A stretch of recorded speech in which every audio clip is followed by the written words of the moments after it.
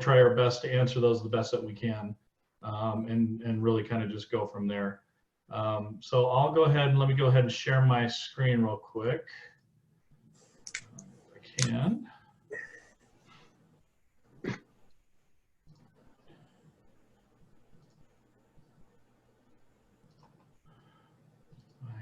Here we go. Let's see, share.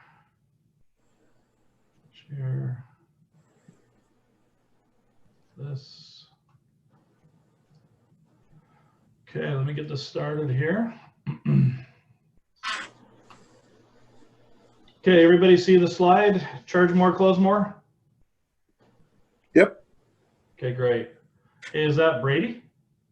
Yep, that's Brady too. Brady, you're working a little late today. Yeah. Yeah.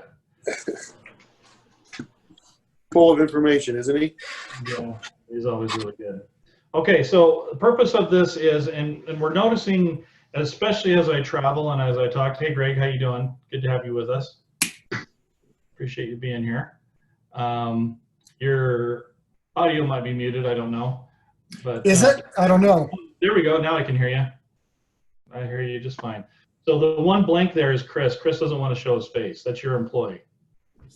Well, I've told them not to go out into public, so that's good. I don't blame you. With how dirty my shirt is, nobody would want to see me right now. All right. Well, let's get started. So really what we want to do is, as I said before, and this is for you, Greg, is we want to kind of create some thought and some ideas, and we want to have a discussion and really share some best practices. And so I want you to be thinking about things as we talk about this, because the more all of us contribute, I think the more information that can be shared. Hi, Jennifer. How are you? It's great to see you. So we're gonna present some things and go over some things.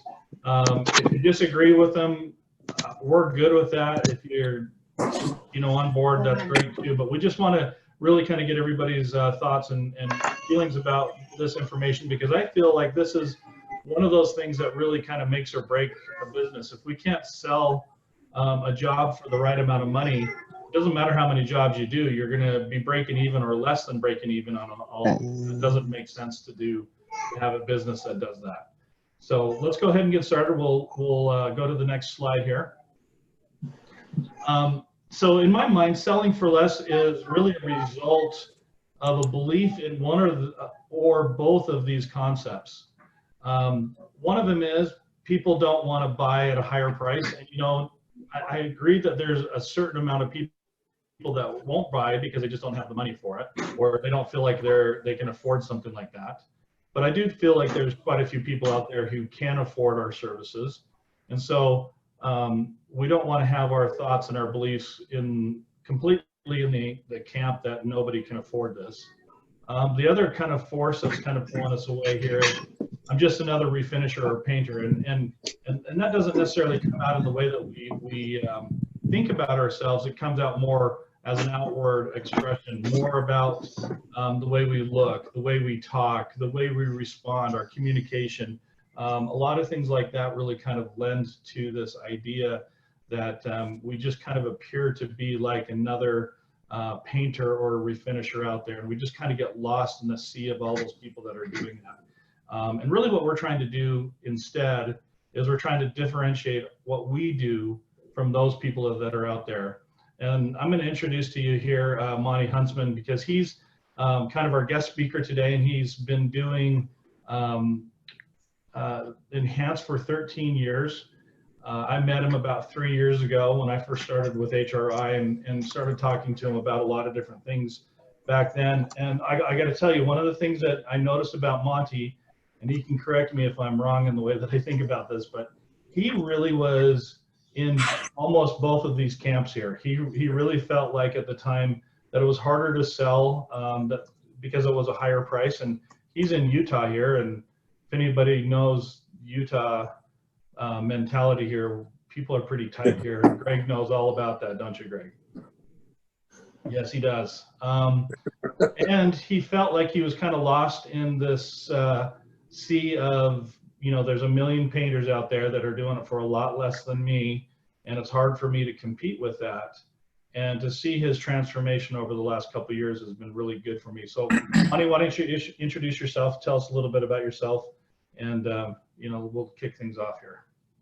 Cool. Well, I appreciate it, and thanks everybody for giving me a chance to say hi to all the local franchisees throughout this nation. 13 years into it, I used to be a ChemDry franchise, and I sold out back in 05 and then bought this franchise then. And started with actually no customers whatsoever, and we've been building ever since. As Dan said, the biggest challenge was trying to overcome the objective of the other guy's half your price. So I'm hoping today, without HRI being involved and saying that, oh, we can't tell you how much you can charge or whatever, I'm gonna just lay it out and let you know what I think, what I feel, and you can take it as is and hopefully use it. But on the flip side, so far it's worked very well for us. Utah is a pretty tough market, very conservative. Still got a lot of money here, so I'm trying to tap in as much as I can. But on the flip side, it's a challenge. I don't win every job, but when I do win, I get paid for it. So that's why I'm hoping that I can help you guys actually get paid for the work you do. So from there Everybody wants on, to do that, right? yeah. Yeah, everybody wants to get paid for the work that they do.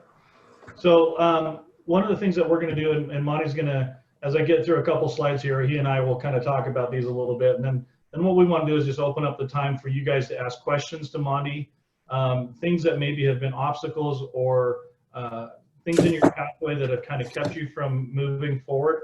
And we want you to really use that time to really dissect, some of the things that he's done, and maybe you can peel off some of those things and use them in your areas to really kind of drive some of those sales. So somebody just joined us. If there's a video and an audio mute down in the bottom left-hand corner of your computer. If you want to say something, you need to unmute yourself. Otherwise, we normally can't hear you. But thanks and welcome for coming. Is it Tom that's on? Who's 530 area code? Yeah, that's me. Sorry, I thought it was at 5 o'clock, not 4 my time. Oh, no problem, Tom. Good to have you on here. All right, let's move on to our next slide here really quick.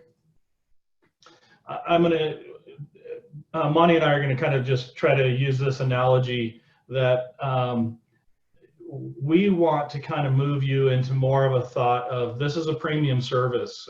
This isn't the same as some of your competitors out there. You have different products, you do things differently. And so if we think about ourselves, we act differently about things. It helps us to identify ourselves with certain types of customer groups. And that alone is one of the more important things. And it's like buying a car. The experience of buying a used car versus a higher end Cadillac or something like that is immensely different. And you would expect it to be different because you're spending more money for that car. And so right down to the salesman, the showroom, the test drive, all of the different things, the way you're treated is different completely. And that's kind of one of the things that we want to do is kind of get across to you this idea that when you're out there, you're more of this Cadillac salesperson. You're a premium product. And so everything about what you do has to be a different feel to your customer. Otherwise, that feel just means that you kind of get blended in with everybody else out there. Is that what you're thinking too, Monty, on that? I agree. Yeah. And so, I just want you to think about that as you go out. What can you do? What can you say? How can you find people that are going to be more, along the lines of this premium product? And how can you portray yourself? And we actually have something at the very end that I think will help even those that may not buy a premium product help land or close one of those deals that I think will really help you guys out. So when I get to that, I'll share that with you. Whoops, wrong way. So one of the things that I think is important here, and just kind of a visual, I'm a visual learner, and for those of you that are visual learners like me, this might help you out a little bit. to be able to charge more and to get more jobs, I think it's part of two different things. I think it's this establishing a premium product or service, but I think it's also in that sales process being the problem solver. I think charging more is more about presenting this as a premium product, and I think closing more really is more about being the problem solver rather than being the salesman. You're almost like a guide. You're helping the customer through the process of discovering what they need or what's best for them in their house. And so really sales in my mind for Enhance is really about these two different things. Establishing a great premium product so that you can command a better price, but also being that problem solver for the customer. Monty, jump in if you have anything that you want to add along the way here, okay? So one of the things I was going to say too, especially with the other video just prior to, is you saw one guy was standing there basically taking your money, and the other guy was presenting the product, and that presentation is what we should do. That means when you come into the home, you're introducing yourself properly, you're showing your product, you're giving them the information that helps them make a positive decision. Unfortunately, I used to sell cars years ago, and I learned back then that a car doesn't sell itself. The actual salesman does. That's why they ride along with you. That's why they do the things they do, because they are helping you get that emotional bond. Because if you just jump in it yourself and drive around, you don't have that information. And I think that's something that with us, we can do the same thing when we go into the kitchen with our customer. Yeah, great. Anybody have anything that they would like to add to that? Okay, let's keep going here then. So how do you establish that Enhance as a premium product and service? You know, that's kind of like the million-dollar question is how do you get that so that you can command that price? And I know that a lot of people are kind of hoping today on this webinar that we might be able to peel off something that's going to help you do that a little bit better. And in my mind, on a very high level, and tell me if you guys agree with this, I think all of us in the way that we sell, the way that we work, because we're going to be different about having a premium product, that we have to be different. So whoever's with the customer, whoever's talking to the customer, whatever communication, the way your van looks, the way you're dressed, you know, what you carry with you, the way you talk, you have to be that different. You have to be separate from the guy who's going to come in behind you and try to sell half the price job on a paint job, who's probably going to show up in his painter pants and a painter hat and be there for 5 minutes and not really help them out except just to try to sell them something. Second thing is that our product is different. And if we believe that our product is different and we have a full belief that what we have is so much better, it makes it easier to sell. And you guys know, because you guys have been you know, working technical parts of the job, you know how good the product is. It's not like this is snake oil and we're trying to sell something that's, you know, a pathetic product that's priced way out of competition. We do have a premium product. We have something that nobody else can offer. And I don't think we take advantage of that notion as much as we should. And then the third thing is our company must be different. So if we're going to sell differently and be a premium service, we need to look different. And our company also has to be different. And the way that we act, the way that we market, the way that we do things, we have to be different than our competitors out there. Otherwise, we just get lost, like I said earlier, in the sea of all of our competitors.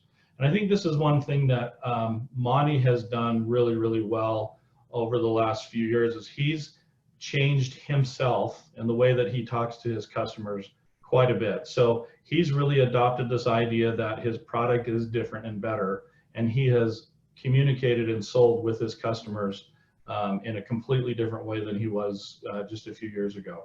Is there something you can talk about with that, Monty?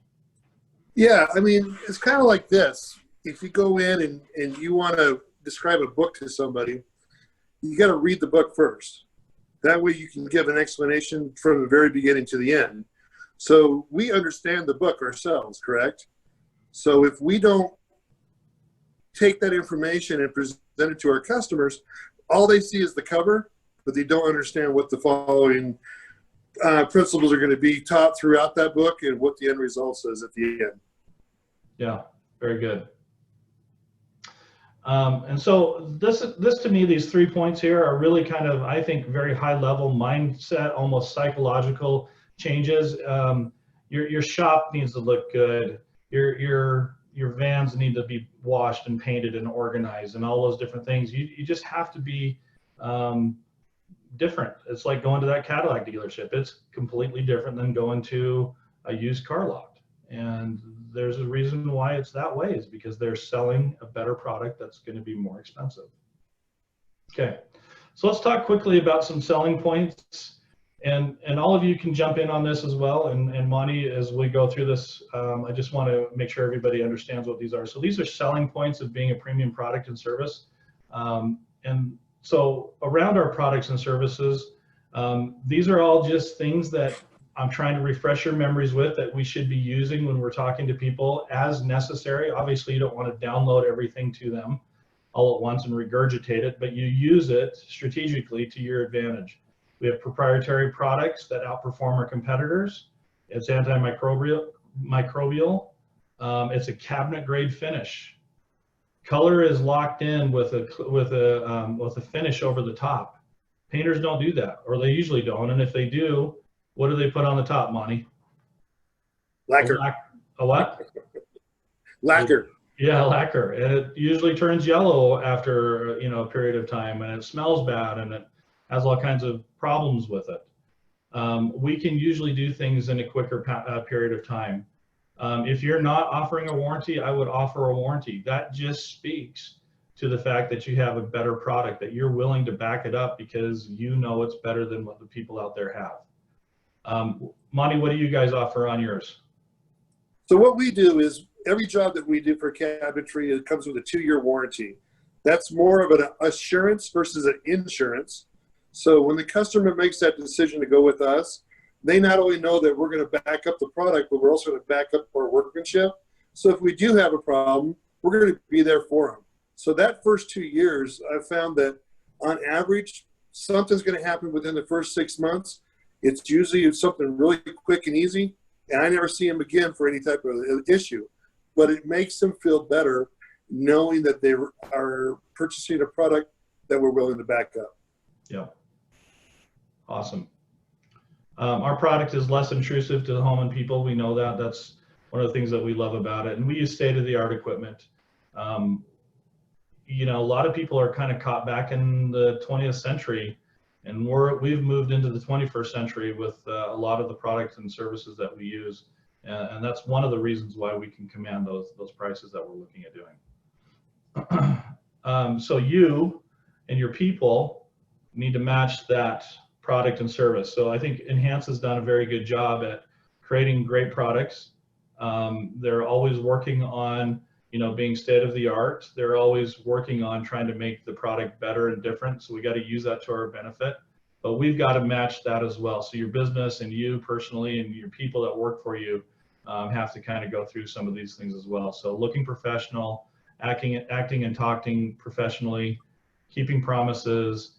One thing that Monty uses, and he can speak to this, is he talks about how his people are professionally trained. Think about how many technicians are out there painting and stuff, and they've gone through really no training. Our people have gone through training. You guys have gone to Utah for a week. You've gone through that training. You've brought your people on and trained them professionally so that these people can produce the right product and service that your customers are looking for. So I thought that was a really good point that Monty uses. And a complete belief that you have a better product and service. You have to go in there completely believing that this is the right stuff.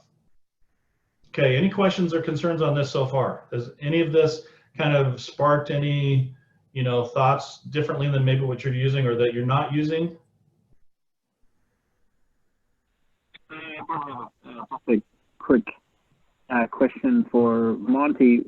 And I've got customers that are looking for, what do you call it? That warranty, and sometimes they get nervous only because, I've been trying to figure out if what I'm doing is I don't know. So I guess it was the yellowing on some of my cabinets that was going on that I found that I wasn't really sure. But if you felt like the 2 years is pretty good, I'm willing to do that too. I just haven't. I guess I don't know. Just been afraid to do that. So I'm glad to hear that actually. Yeah, I mean, I don't go into really big depth on the warranty side of it. I just basically come out and say, here's the deal. You made the choice. You're gone with me.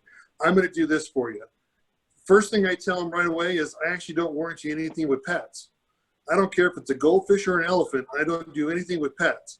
Just because people have dogs that are trained to scratch on the door, you get their treat. I've got people that have cats that jump on the countertop. They'll scratch the face of the drawers when they do that. Bunch of miscellaneous stuff, of course, chewing on the edges of the cabinets too. So we make that very clear. Then the other thing is that warranty is more of an assurance. So that is just telling them, hey, you made the right choice. We're going to back up the product.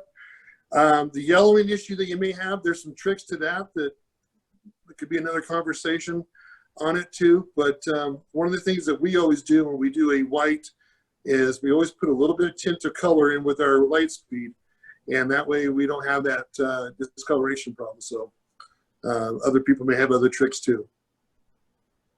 Yep. No, I appreciate that. I do the same thing. I don't know. Yeah. Cool. Thanks. Yep. Thanks, Tom. Anybody else have anything that they want to ask or share? Is there anything else you do, Monty, to build value in your warranty? do you Mostly sell it? with, yeah. So, after I've given the bid and they've had a chance to compensate what I'm trying to do, on the pricing, I say, one thing that I want you to understand too is I'm going to give you a 2-year warranty, because I already know the manufacturer's only giving a 1-year warranty. I already know that the painters out there on 9 out of 10 times won't warranty one thing or another.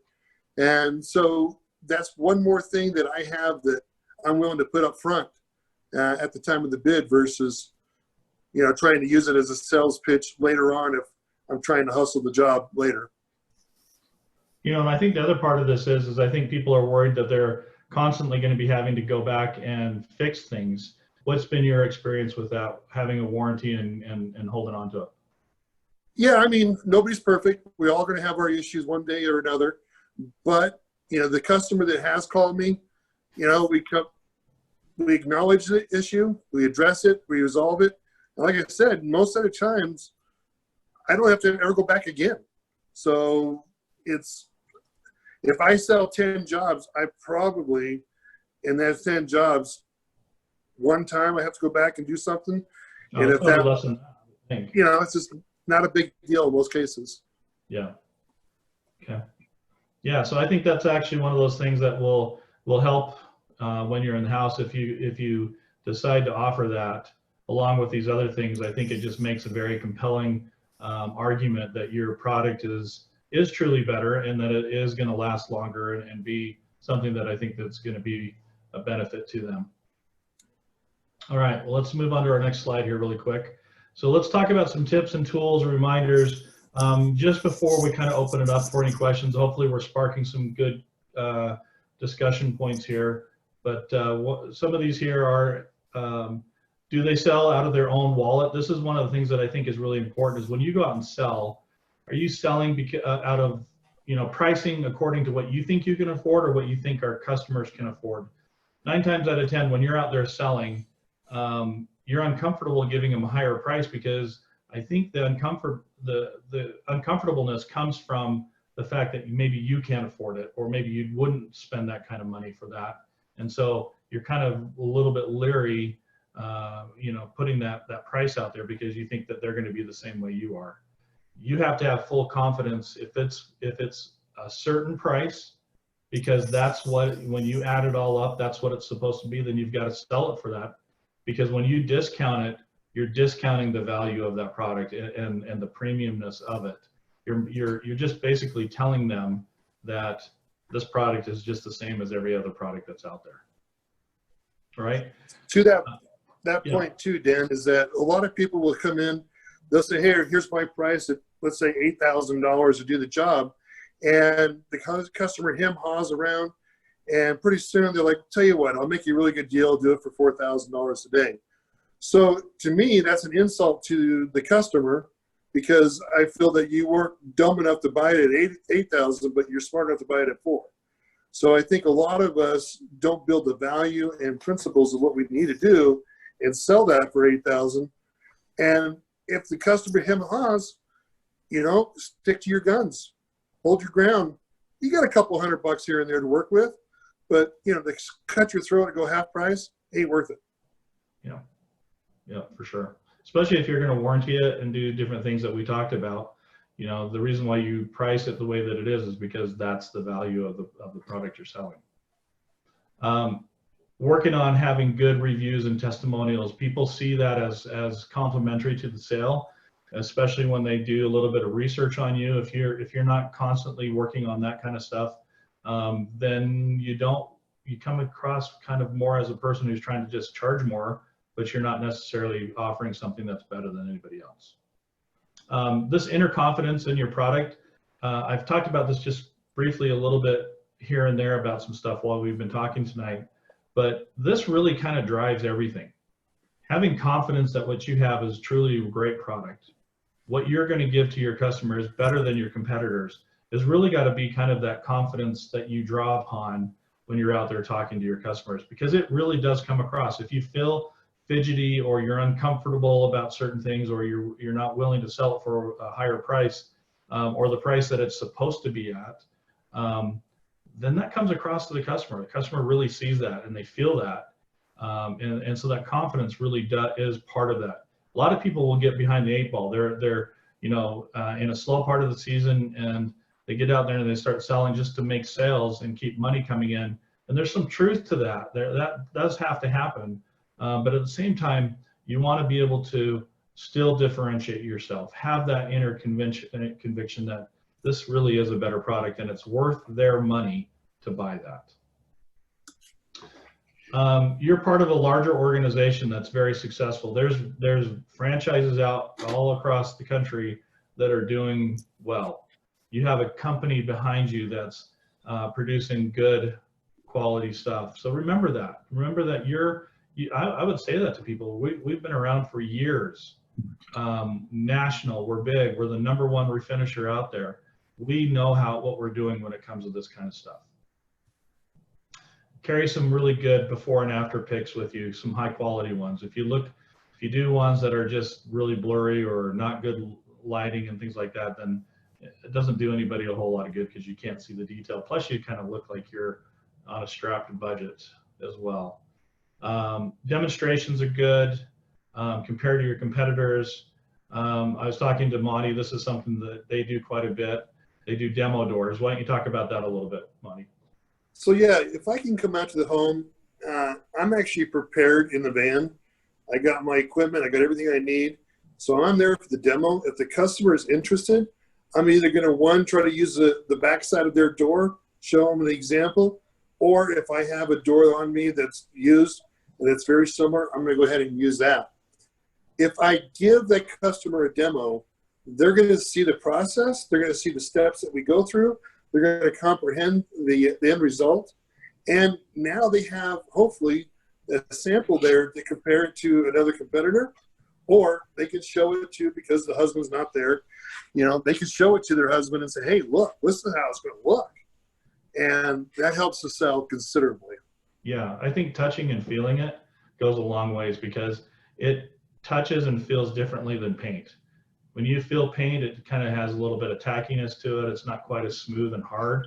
And I think that goes a long ways for our customers. I love the idea of doing a demo door on the spot there with them. It just makes a difference for a lot of people. But you got to schedule that. It may not be your initial estimate that you go out on, but I hear Monty all the time talking to people, why don't I schedule a time where I come out and I'll do a demo for you. I'll pull a door off, I'll spray the back of it so you can see what it looks like. Yeah, if we can't accomplish it initially at the same time that I'm there now, I'll do a free demo up front. And then if the customer comes back and says, how about this color, this color, this color? I've done the free demo. Now it's a $250 travel fee and demo fee from that point forward each time I come back. So some customers want you to try this and try that. That's fine, but if I'm going to come back after the first one, it is additional $250 per time I come back. Yeah. So, Monty, can you go into a little bit more detail on the actual demo? Obviously, you don't have time to do the whole sample door and go through the whole process there on site when you're doing the estimate, or even like when you reschedule. Like, what parts of the process are you focusing on? How much do you do? How do you differentiate the demo from actually doing the sample door when you get the job? How much time are you spending on that? Yeah, I mean, that's a great question. So a lot of times I don't have time because I got maybe 6 estimates for the day that I'm running around. So let's say, for example, it's a little bit slower day. I've got some room. I'm going to be prepared for that principle if I can. And then secondly is the type of demo I do, especially like if it's their door, I'm going to explain to them. All I'm going to do is actually just clean the dust and quote off. I'm not going to prep the door like I normally would, but I do get the equipment out, or the Scotch-Brite, the cleaners and all that, and I show them. But what I do is I just clean the back of the door, get my spray gun, if I'm going to do a spray, or if I'm going to do a hand apply for a shift or something, and then boom, I'm done. That gives them not only the ability to see what I'm doing, but I also told them, I said, hey, it's much easier for me to remove this because I didn't prepare it for the true bonding process. And if you change your mind, we can do something about it. And 9 out of 10 times, nobody has a problem with it. So you're not actually spraying color on it. You're just Oh, I getting it am. out. You are, okay. Oh yeah, yeah. I'll do, if I have a dye process I'm doing for them, great. You know, if they want an opaque, what I'll do is I'll actually have them buy a small sample from Home Depot of that particular color, and I'll use that color for them. So, like Dan said, he's a visual guy. I'm a visual guy. About 9 out of 10 times your customer is too. So if you don't show the color on the backside or a sample door and put it up against their foundation, they can't see their future. And that's why the demo is so important. Yeah, and I think about it also, it's something that your competitor's not going to do. And it Sure. just, you know, it again is one of those things that separates you from the other people. Now, Monty doesn't do it on every sale, but he does offer it to everybody.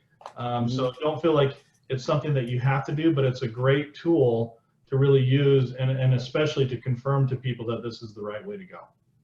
I see.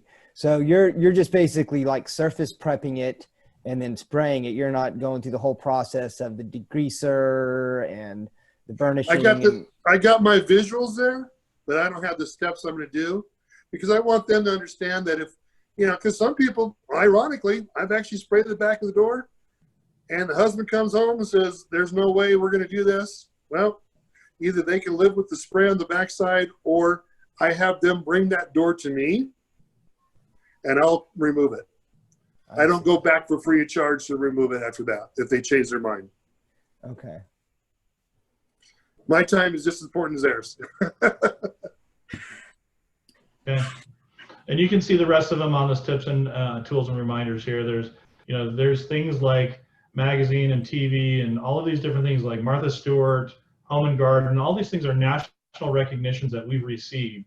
This should be all stuff that you're using in your brochures and when you're talking to people. Those are all things that really confirm that what you have is truly different and better than other people out there. And sometimes the last one here is sometimes we're afraid to hear the word no. And I think all of us would probably say we're not afraid to hear the word no, but nobody likes to hear the word no. It's uncomfortable. But you got to stick to your guns, like Monty talked about earlier.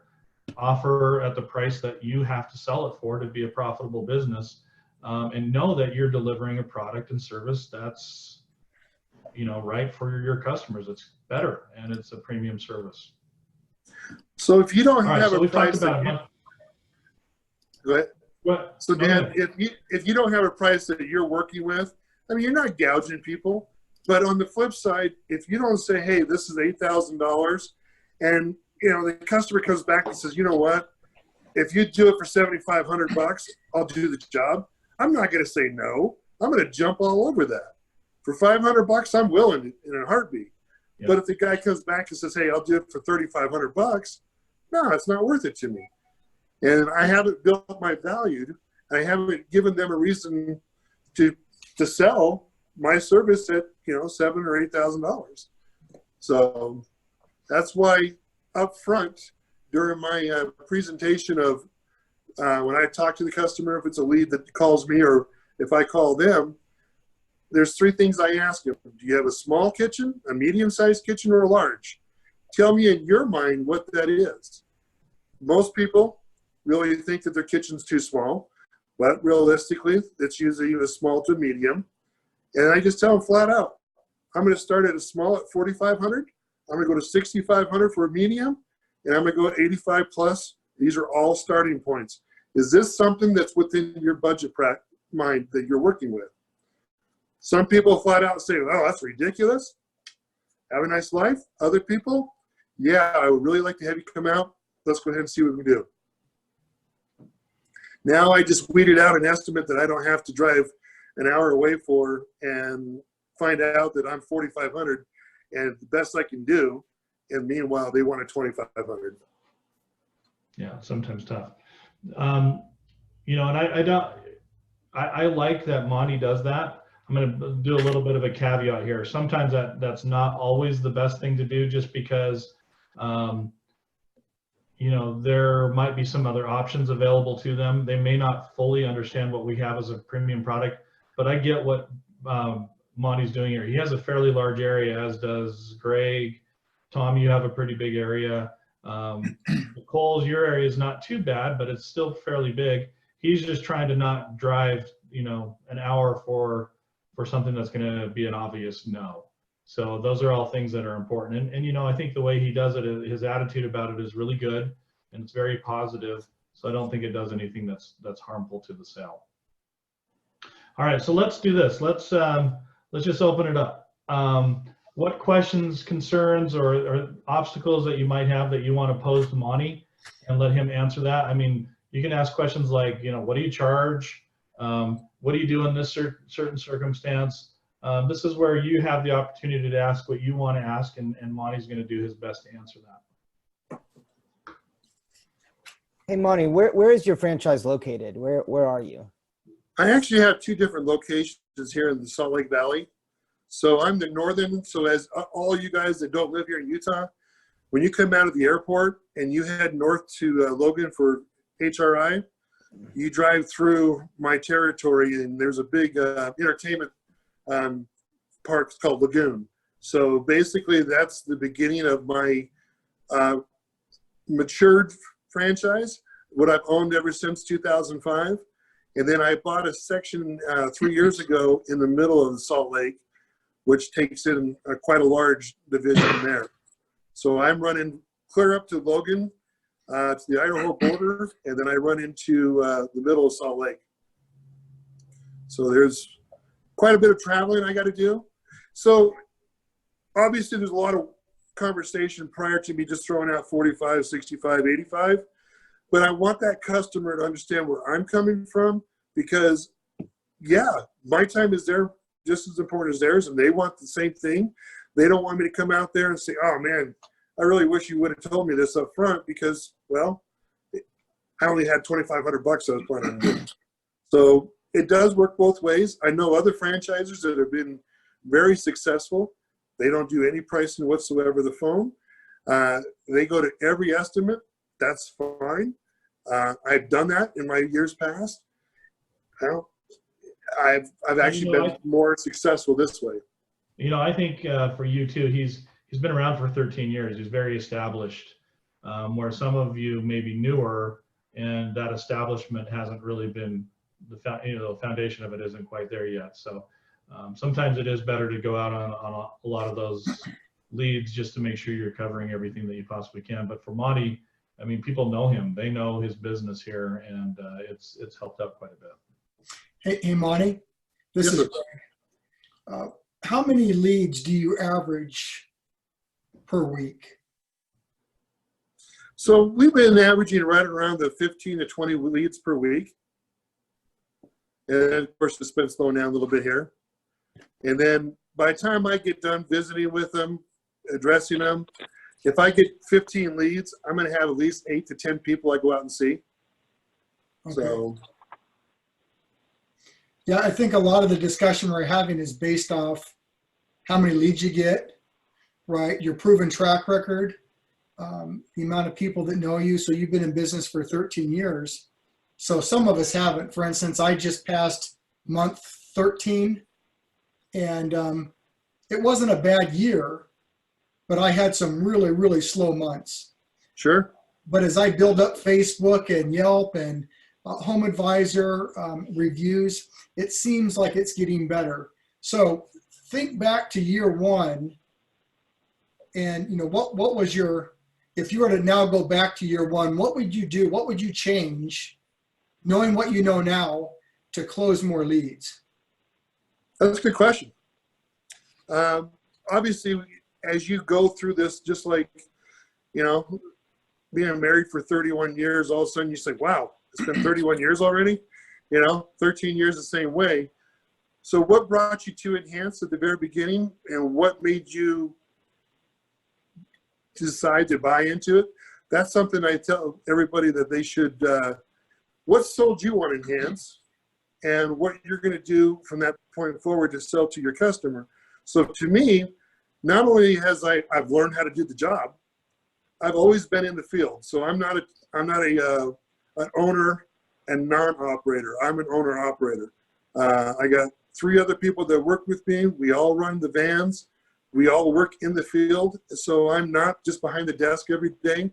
And so there's pros and cons to that. But when the customer knows, when I talk to them on the phone and I show up, my advertisement has my son and I and our photos on every advertisement we do. So when I walk in the door, they know it's me, they know it's my son. All those things that I've done over the years differently have progressed in a better sell, because if I'm going to walk into your house and your wife called me, she's seen me in my advertisement, she's talked to me on the phone, she knows when I show up where I'm coming from, the comfort zone is there, and then the presentation begins from there. So I think that's what I've learned how to do better in the last 13 years. Here's another way to put that, and because I think things have changed a lot, because you were back in the heyday when Home Depot was supplying you with a lot of leads. True. Let's go back just to the point where Home Depot kind of stopped giving you as many leads. What have you learned since then that is different than what you were doing in the past that you think has helped you become better?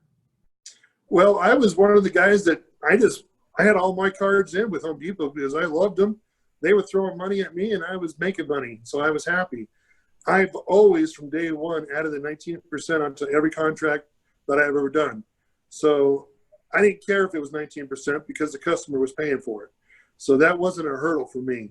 So as our relationship grown and the kitchen designers were referring me, and then especially the last 2.5 years, I've seen a significant drop in Home Depot, and I've got 11 stores that I run. So out of those 11 stores, we've started seeing more and more less leads, but that's okay because I'm actually gaining more leads from my magazines, all my other computer advertising, everything else we do, and it's actually surpassing what I was able to sell even with Home Depot with the 12 months same as cash or 24 months. Cool. So Monty, if you're doing 8 to 10 estimates a week, and you have a team of 4, including yourself, like how many of those leads are you closing, and how many jobs are you fitting in a week? So we average about 2 jobs a week. I'm probably not the best closer, I'll be honest with you guys.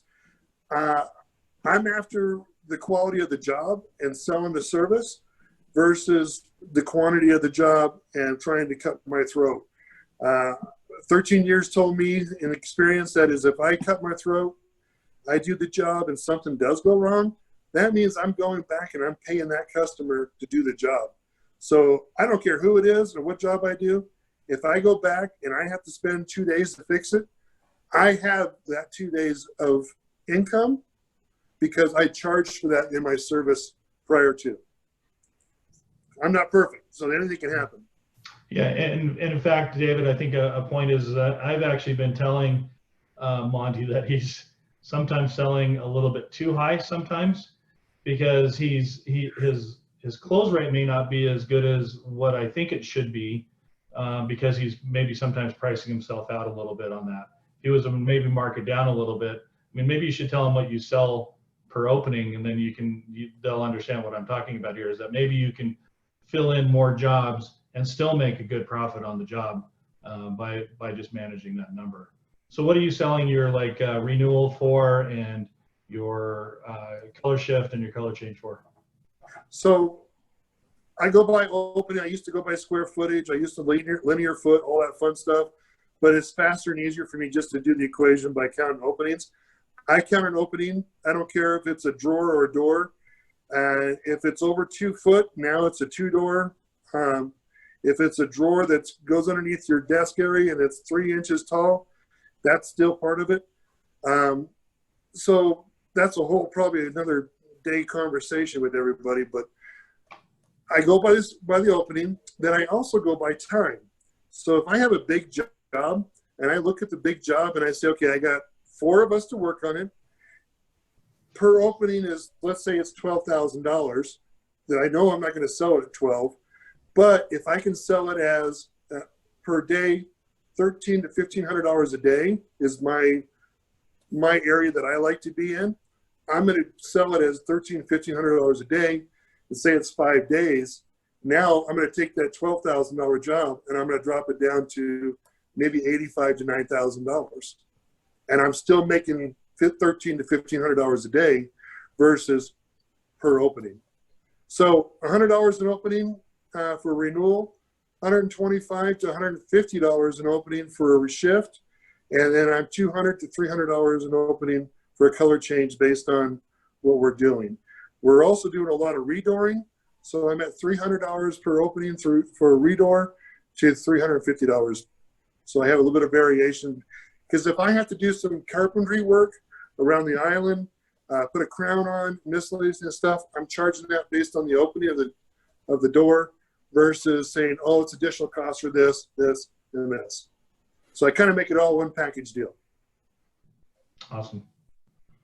What other questions do you guys have? And Monty, I have a question. go ahead. Go ahead. I also cover quite a bit of territory. About 3.5 hours away is kind of the end of my territory. So I am finding myself, it's kind of weird. And so it's not really my territory, but it has sent me leads that are way far away. Anyways, just trying to, how do you do long distance estimating, or do you do anything like that to give them an idea before you go out, and how does that work for you? It actually works really well, because the customer, I've been doing this for, like I said, 13 years. Well, I've had 6 franchise owners come and go in the area throughout the Salt Lake Valley. There's only 2 franchises available, myself and another gentleman. And every one of them has come and gone. And some of them actually been in corporate office from Harris that bought into the franchise saying, hey, I can do this. I work at Harris. I can do it out here. And they actually, unfortunately, fail faster than anybody else. That's just how I feel. That being said, if I got a customer that's 3 hours away, I'm having to send photos, detail of their kitchen. We're going to count up the openings. We're going to give them an actual price based on that, with the understanding there's always a variation once we're done, when we're there face to face. So if the customer has 49 openings, I'm going to tell them, hey, you're right around the $9,800 range. And if they're thinking, hey, I was thinking $6,000, ain't going to work. It's not worth it to me to drive out 3 hours to find out that it's $3,000 difference. Yeah, that makes sense. Good. Greg, did you have a question you wanted to ask? Yes, going back to the color change prices versus the color shift. I find it personally harder, and I'm sure Chris does, who does most of the painting, to do the color shift than to do the opaque. And so it seems like your variation in the shift and and the color change are tremendously different. 125 to 150 for a shift. Yeah. 200 to 300 for a change. Yeah. Why is that? So if I'm going to be doing a color shift and I'm just hand applying it, I'm going to be at the 125 range. If I'm going to do a quote, technically a color shift, but I'm going to spray it and do some taping off, I'm going to be at 150. It's still kind of borderline of a color change. That's why it's such a pain in the butt to offer a color shift. So a lot of times we try not to even offer a color shift. We just say, hey, we're going to do a color change for you at $150 an opening. Then we get into the opaques. Actually, as we all know, opaques, any monkey can do that. So all you got to do is put white down or whatever it is. But when you get into the actual dyes, honestly, I should be charging $200 to $300 for a dye versus an opaque. But Right. you know, but that's just it. I mean, that's just, you know, the things have changed in my life where I never did an opaque forever. And then all of a sudden everybody wants opaque. Okay. But So you're value pricing. yeah. Yeah. Okay. Yep. Exactly what it is. It's supply and demand right there. Yep. So how many painters know how to do what we do in the dye process? So it's awesome when I got a customer that says, man, last painter, everybody I've talked to, they can't do what you're saying you can do. So why should I do it at $150 an opening? Why not do it for $200 an opening? They don't care. I'm doing what they asked they can do. Why in demand? Anybody else? I hope that what we've talked about today has been good. You know, this is really kind of the whole idea that we want to do here at HubSuite is really kind of drive a community where we're learning and we're trying to help each other out and grow our businesses, because, you know, at the end of the day, it's not just about one thing. It's about a whole bunch of things that are going on, and we pull from each other's experiences and life experiences. And I think that that's a pretty awesome thing. There's one last thing that I want to share with you guys that I think is part of this that I think is really good. I came across this company about a month ago, and I've done some research on them. This is a company, because you're offering a premium service and it's more expensive, there may be some people that might want to finance their deal. This company called Foundation Finance, they work exclusively with contractors and home improvement companies like yourselves. And they offer up to $75,000 in financing. They do a lot of same as cash, like 6 months and 12 months. They're always running different things, and credit approvals are pretty quick. And you can do it all paperless as well. So this is one of those things I think is a great tool. If you're out there and somebody's like, man, I really do like your product, I'm just not in a position to do it. You can now use this as a tool to really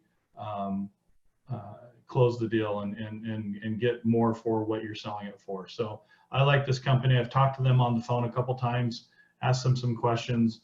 I would, you know, I think that it would be a good idea for you guys to do the same thing. Check them out, see if you like them. They're a lot different than Green Sky, which is offered through HRI. Green Sky is really tough to qualify as a contractor to sell, but they're also very hard for customers to qualify for their loans. This company is actually really good, and they do a great job of financing a lot of different people. So, you know, just some information that I found that I wanted to pass on to you. I think it's a good company, and they seem to be doing some good things. So take that down and see what you think of that. Is there anything else, any other questions that you might have, or things that you've been talking about that we haven't helped you with, anything that you can think of? And I want you to know that after this, if you have more questions or concerns, Monty and myself are more than happy to field these questions. Monty is really, actually, I think, pretty excited about doing this and thinks it's really cool that, you know, his experiences do mean something to some people out there. So, So only thing I can say, Dan, before we all leave is we're coming to a new year. Everybody gets all excited about a new year. So I'm going to make a challenge. So when you go out and you got 6 estimates, let's say, or you got 10 estimates, divide those estimates, and if they're all cabinetry, sell 5, you sell what you sell today, and you sell 5 with a new price. I guarantee you that you're going to actually sell more at a higher price than you will at the lower price. You're going to sell a better job. You may not get the volume, but you're going to get a better job. So now you're doing that one job for the same price as it would have been for 2 jobs. So try it. That's what I had to make a commitment to. And I know it works personally. And it was a hard thing to do.